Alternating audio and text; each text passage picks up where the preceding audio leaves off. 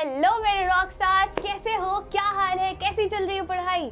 I hope अब तक आपने जितने पेपर्स दे दिए हैं वो बहुत अच्छे गए हो, और अगर थोड़ा अपने एक्सपेक्टेशन से नीचे गया हो इट्स ऑल राइट। अभी भी आपके पास पेपर्स है, एग्जाम्स है, जिनके थ्रू आप अपना ओवरऑल एग्रीगेट ऊपर कर सकते हो, अपना परसेंटेज बढ़ा सकते हो, ठीक है। और स्पेशली ये जो आपका सब्जेक्ट होने वाला है इंग्लिश का, इसमें आप इतने बेहतरीन तरीके से स्कोर कर सकते हो, आपको अभी आइडिया ही नहीं हो रहा होगा। कुछ सिंपल चीजें हैं जिनको अगर आपने फॉलो कर ली ना, तो ट्रस्ट मी गाइस, इंग्लिश में 90 प्लस लाना बिल्कुल भी डिफिकल्ट नहीं है। It is very very easy. कैसे करेंगे, क्या करेंगे, तो उसी बारे में आज हम आ गए हैं to discuss how to exactly score full marks in English. 100 out of 100, 100 में से 100 कैसे लाएंगे, क्या अपनी स्ट्रैटेजी होनी चाहिए, उसी को आज हम डिस्कस करेंगे, ठीक है। तो this is your English educator Magnolia, welcome to Next Topper, जहां हम देश का भविष्य बनाते हैं। गाइस, बहुत आसान सी कुछ चीजें हैं जिनको अगर आपने अच्छे से समझ लिया तो बल्ले बल्ले हो जाएगी आपके पेपर में। हम पूरा स्ट्रैटेजी डिस्कस करेंगे, हर एक चीज को इन डेप्थ समझेंगे कि क्या क्या हमारा प्लान होना चाहिए, वो फुल प्रूफ प्लान को हम डिस्कस करेंगे, और फिर उस अकॉर्डिंग हम हमारे इंग्लिश के पेपर का प्रेपरेशन शुरू करेंगे, ठीक है। लेकिन उससे पहले मैं एक चीज कह के ये क्लास, ये जो आपका वीडियो है, मैं शुरू करना चाहूंगी। वो ये है कि बहुत ज़रूरी है आप अपना दिमाग while preparing for any subject, सिर्फ इंग्लिश नहीं, while preparing for any subject, बहुत ज़रूरी है कि ठंडा रखो इसे, है ना। आपका माइंड, आपका ब्रेन अगर काम नहीं रहा, वो चीज़ों को आसानी से प्रोसेस नहीं कर पाएगा। तो अभी भी मैं आपको रिक्वेस्ट करूंगी, एकदम शांत हो जाओ। जो भी परेशानियां है, टेंशन है, स्ट्रेस है, नर्वसनेस है, उन चीज़ों को निकालो, शांत हो जाओ, एंड टुगेदर लेट्स अंडरस्टैंड कि हमारा स्ट्रैटेजी क्या होने वाला है, किस तरीके से हम पेपर में मचाने वाले हैं, ठीक है। तो सबसे पहली चीज हमें ये पता होना चाहिए कि हमारे पेपर में, ये तो अब तक आपको पता होगा, बट फिर भी पेपर में टोटल कितने सेक्शंस हैं और उनको किस तरीके से सवालों में बांटा गया। तो हमारे पास 3 सेक्शन है। Section A reading comprehension, section B writing skill, section C literature, है ना।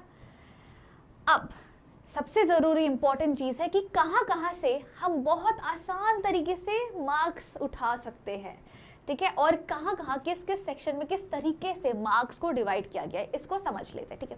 हमें पता है रीडिंग स्किल, जो अपना रीडिंग कॉम्प्रिहेंशन का पार्ट है, वो टोटल 22 मार्क का होता है, जिसमें से 2 पैसेजेस है।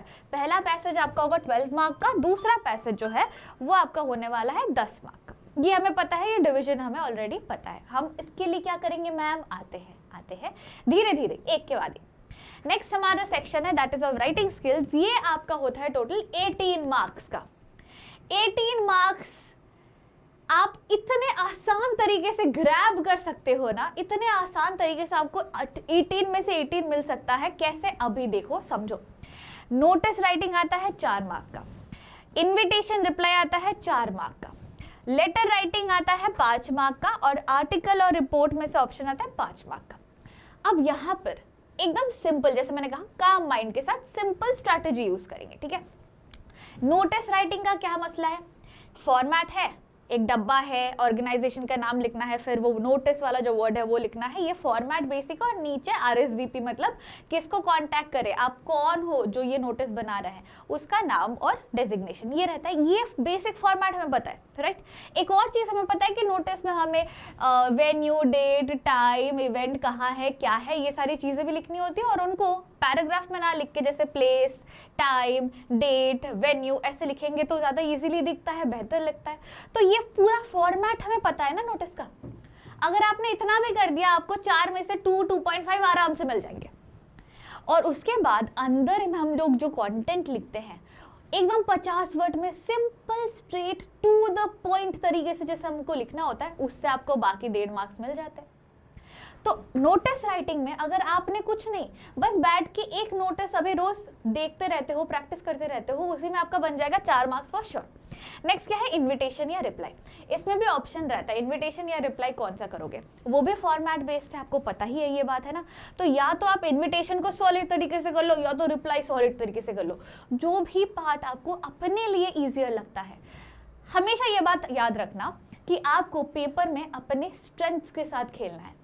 पेपर में अपना ताकत, अपना स्ट्रॉन्ग पॉइंट कौन सा है उसको याद रख के उसके थ्रू बाजी मार करना है, ठीक है। तो इनविटेशन या रिप्लाई में से जो भी आपका स्ट्रेंथ है उसको बहुत अच्छे से करो, और दूसरे को भी ऐसा नहीं कि किया ही नहीं, छोड़ दिया, किसी चीज़ को साइड लाइन नहीं करना है। गाइस ये लास्ट मिनट है ना, तो यहाँ पे स्ट्रेटेजिकली खेलेंगे प्लस हार्ड वर्क भी करेंगे, क्योंकि अगर अभी मेहनत नहीं किया, ये तो कहा जाता है ना कि भगवान भी उन लोगों का मदद करते हैं जो खुद भी मेहनत करते हैं, है ना। तो स्ट्रैटेजी के साथ साथ मेहनत करेंगे। तो इनविटेशन रिप्लाई में से अपने स्ट्रेंथ वाले पार्ट को पहले अच्छे से एकदम एक्सेल कर लेंगे, और फॉर एग्जांपल इनविटेशन आपका स्ट्रॉन्ग पॉइंट है, तो इनविटेशन को बहुत खूबी से समझ लिया, उसका फॉर्मेट अच्छे से समझ आ गया, अंदर क्या लिखना है बहुत आसानी से आ गया। रिप्लाई को भी छोड़ेंगे नहीं, फॉर्मेट को याद रखेंगे और किस तरीके से रिप्लाई लिखा जाता है उस चीज़ के लिए पूरा रिपोजिटरी, इन सारे चीज़ों का ना रिपोजिटरी है, आराम से हमने पढ़ भी लिया है प्रारंभ बैच में, निर्भय बैच में, सब जगह। तो अगर नहीं भी करी है तो उसका भी सोल्यूशन मैं लाऊंगी। अगर आपने बैचेस में पढ़ाई नहीं भी करी है ना, उसका सोल्यूशन मैं अभी लाऊंगी, कैसे हम आराम से साथ में ऐसे लाइव क्लासेस में कैसे समझेंगे साथ में, ठीक है, वो भी सोल्यूशन लाऊंगी। बट इसके थ्रू 4 मार्क्स मिल जाएंगे। कुछ नहीं करना अभी, अगर आपका आने वाला दूसरा सब्जेक्ट का पेपर भी है ना, आप उन पे फोकस करो, इनको ऊपर ऊपर से देखते रहना। फ्री टाइम में बैठ के रील स्क्रॉल करने के जगह आप ऊपर ऊपर से इन फॉर्मेट्स को, इन चीज़ों को देखते रहो, वो दिमाग में बैठता रहेगा, ठीक है। नेक्स्ट है लेटर राइटिंग का एक क्वेश्चन आएगा, वो भी है 5 मार्क का। अब मैम 5 मार्क्स तो गेन करना है ना, इंपॉर्टेंट है बिल्कुल। कैसे करेंगे मैम, जॉब एप्लीकेशन थोड़ा डिफिकल्ट लगता है, क्या करें। लेटर टू एडिटर भी तो आता है। लेटर राइटिंग में आपके पास ऑप्शन है, या तो एडिटोरियल लेटर लिखो या तो आप जॉब एप्लीकेशन लिखो। भाई लेटर टू एडिटर जो है ना, आप क्लास 5 से आई थिंक करते हुए आ रहे हो, क्लास 5 से फॉर्मल लेटर करते आ रहे हो, और editorial letter I think 9th या 10th से आप तो पक्का से कर ही रहे हो।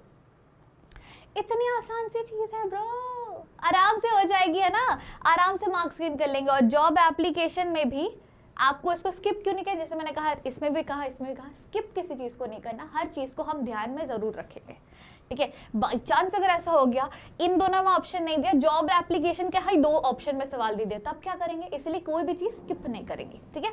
तो जॉब एप्लीकेशन का भी बहुत आसान है, एक रेज्यूमे टाइप का बनाना होता है, बेसिक आपके डिटेल्स जाने, नाम ये वो, कितना पढ़ाई किया है, क्या है, कहाँ वॉलंटियर किया है, इन सारी चीज़ों का एक छोटा सा रेज्यूमे बनाना होता है, और एक चिट्ठी बनानी होती है।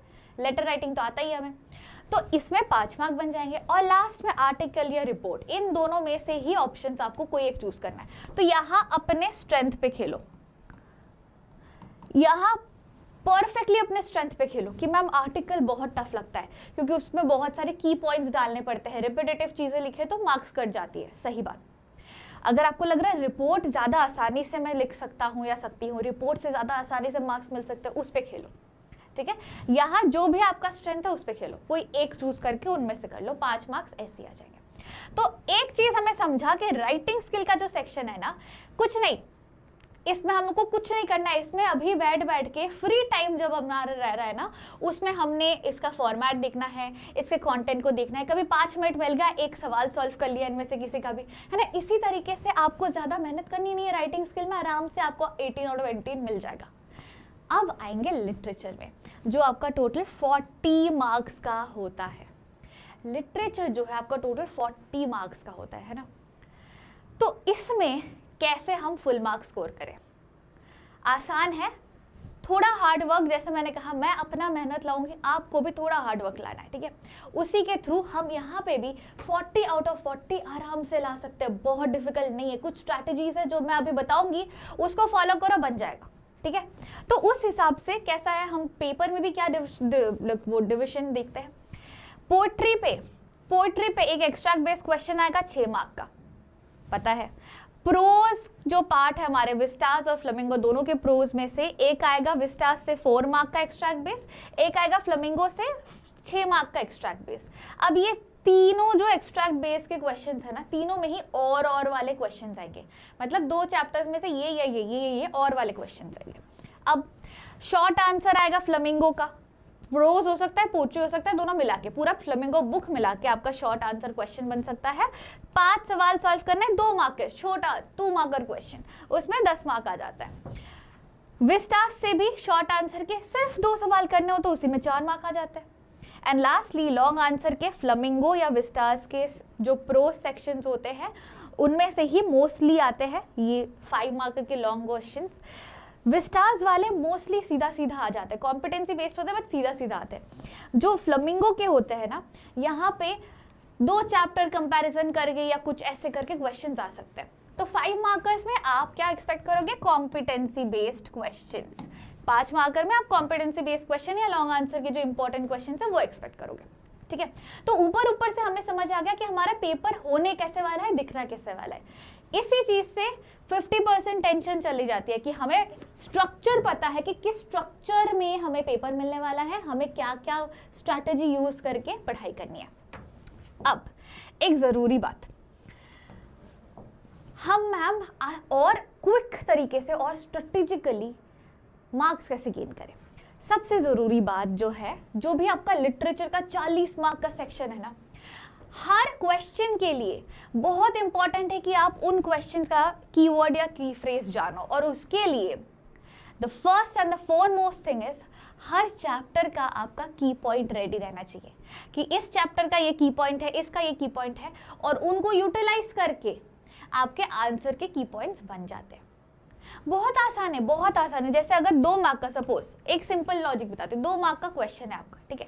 इसमें क्या करना है, आप सोचोगे 2 मार्क का सवाल है, 12th का बोर्ड है, मतलब आधा पेज से भी ज्यादा लिखना है। नहीं ब्रो, नहीं। कुछ चीजें हैं जो सीबीएसई को बिल्कुल नहीं पसंद, और स्पेशली इस साल तो सीबीएसई अलग तरीके से ही मार्किंग कर रहे हैं ना, है ना। हाथ से चेक नहीं कर रहे, वो डिजिटली चेक कर रहे हैं ना। तो बहुत जरूरी है कि कुछ चीजों को आप समझो जो सीबीएसई को पसंद है, ना पसंद है।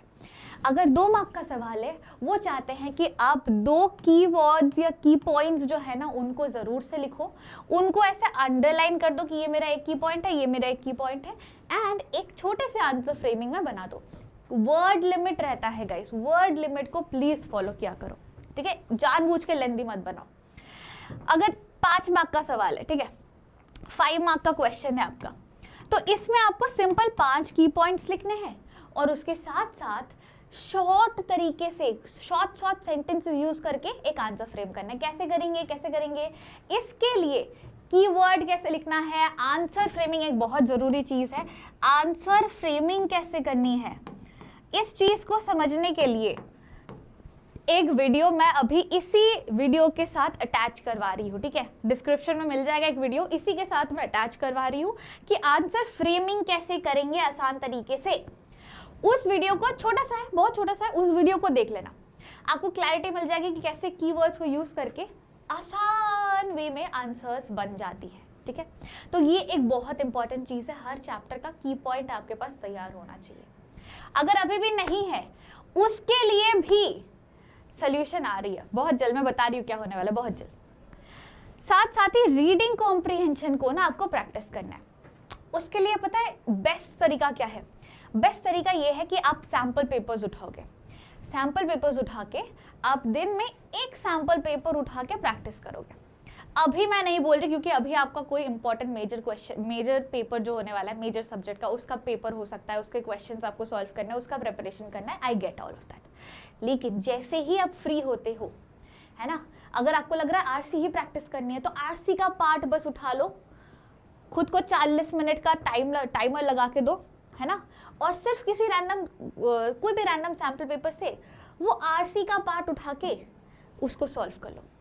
इसमें भी अगर आप चाहते हो कि मैम आप हमें कुछ सैम्पल पेपर्स प्रोवाइड करवा दो या कुछ आरसी के क्वेश्चंस प्रोवाइड करवा दो, उसके लिए सिंपल सी बात है, आप या तो कमेंट सेक्शन में पूछ सकते हो, या तो फिर मेरे इंस्टा आईडी पे मुझसे कनेक्ट करके वहाँ पे एक छोटा सा चैनल दिखेगा आपको दिल के पास, है ना, वहाँ आप ज्वाइन करो, मैं आपको वहाँ पे प्रोवाइड कर दूंगी, ठीक है।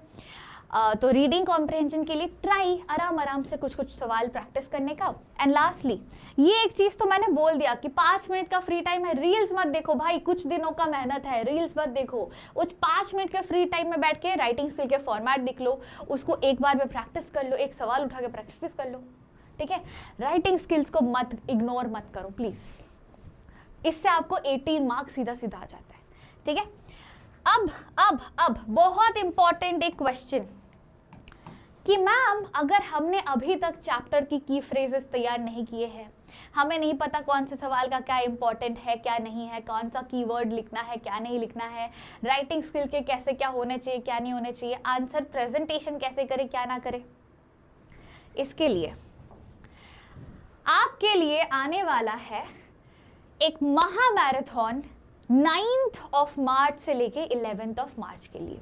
ये जो 3 दिन का टाइमलाइन है ना आपके लिए, 3 दिनों में कंप्लीट तरीके से हम प्रेपरेशन करने वाले हैं, अपना कंप्लीट प्रेपरेशन करेंगे और इतने क्लैरिटी के साथ करने वाले हैं कि आपने अगर अभी तक अगर आपने पढ़ाई ढंग से नहीं करी है इंग्लिश की, तो इन मैराथन्स के थ्रू आपका पेपर के लिए पूरा माइंड प्रिपेयर हो जाएगा, आप मेंटली कॉन्फिडेंट हो जाओगे कि हाँ मैं तैयार हूँ अपने पेपर के लिए, मैं जा सकता हूँ, मैं रेडी हूँ, I will kill the paper, मतलब kill the paper as in I will do my best in the paper. ठीक है, तो महा मैराथन्स आने वाली है फॉर योर इंग्लिश, कहाँ आएगी?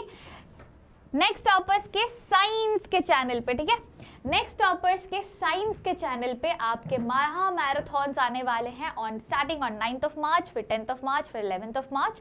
इन 3 दिनों में हम बहुत अच्छे तरीके से अपने इंग्लिश के पेपर के लिए प्रिपेयर करने वाले हैं, जिसमें आपको हर एक चैप्टर का क्लैरिटी के साथ अंडरस्टैंडिंग मिल जाएगा, क्वेश्चन सॉल्व करेंगे, राइटिंग स्किल की इंपॉर्टेंट चीज़ों को देखेंगे, हर एक aspect of our board exam हम कवर करेंगे ताकि we are all set and ready to go.